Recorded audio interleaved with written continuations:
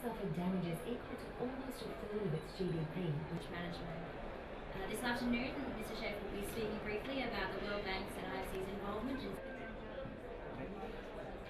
really congratulating Fiji, not only Director General of the French Treasury.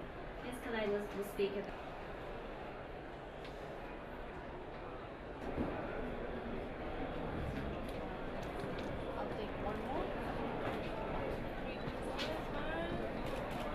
As highlighted by our MC, Fiji launched its first green bond on the 1st of November of this year.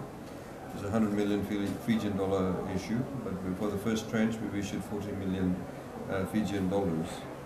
The point being, as highlighted in the video, which unfortunately was not completed, countries like Fiji and various other countries does need finance, not only to be able to meet its adaptation requirements to climate change, but also in respect of meeting its targets for NDCs. These, of course, need funding. State parties alone cannot do it itself, in particular smaller states. So we need to be innovative about the way in which we try and access that finance.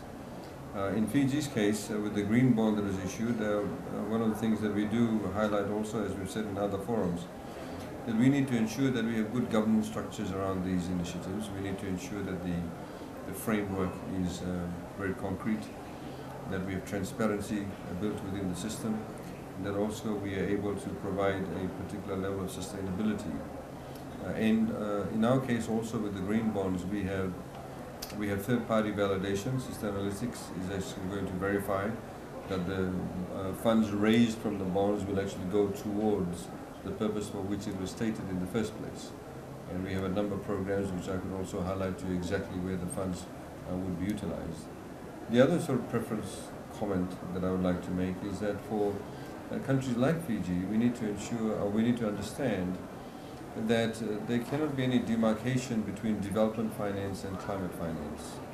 For us, it's one of the same. Some countries or some entities, or there's a bit of talk about that climate finance is different to development finance. But for us, it's the same, because as far as our development is concerned, if we build a road, if we build a bridge, if we are going to build schools, if we're going to build medical facilities, we need to ensure that there's resilience built into that, and that resilience also takes into account the fact that we'll have climatic events. We are a lot more vulnerable. We are the cold face of climate change.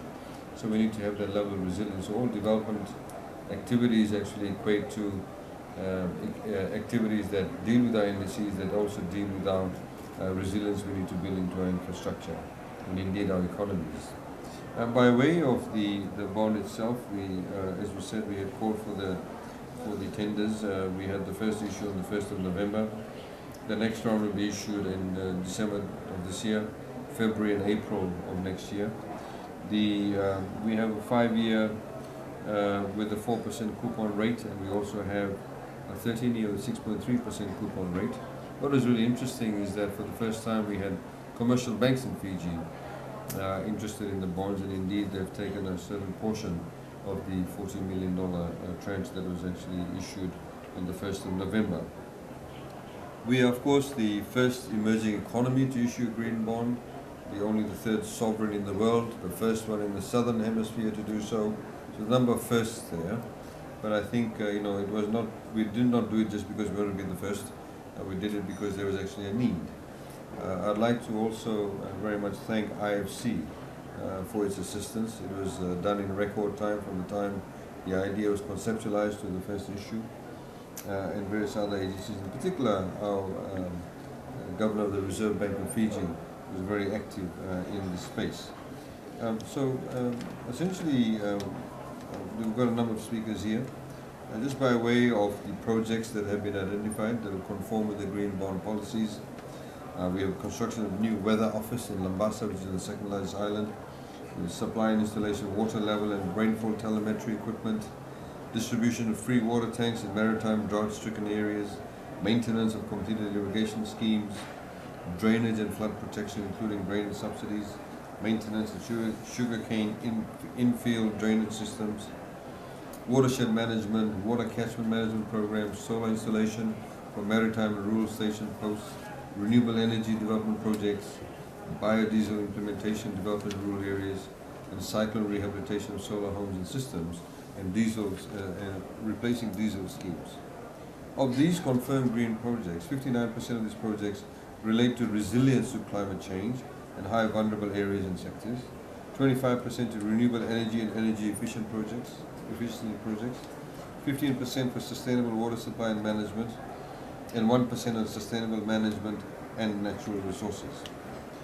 Ladies and gentlemen, of course, a number of people have put this together, like I said, but what I think is really important for us also is, and like this is my plug for the Fijian Green Bonds, is we need obviously more investors and a different portfolio of investors to be able to give us the level of footprint, the level of credibility into a green bond. So in all our discussions, we've met various organizations, investment companies, or even on a bilateral basis, we are encouraging states and also encouraging private sector participation in this green bond, because we then are able to get that level of footprint, get that level of credibility, because we need to do this on a sustained basis.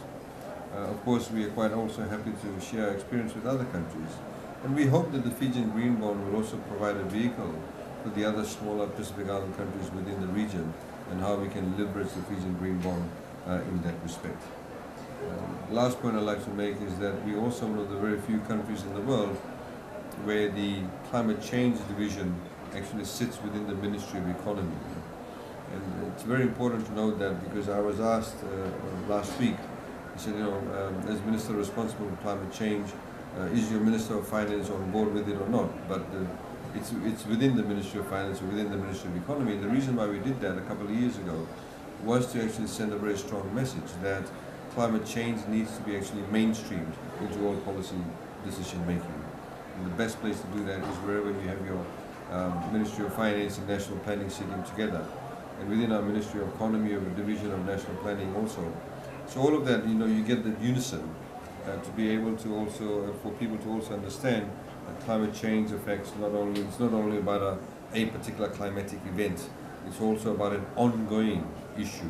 So for example, you have prolonged droughts, you have water issues, you have impact on your health systems, and that I think is very critical to understand that. Thank you very much. Naka.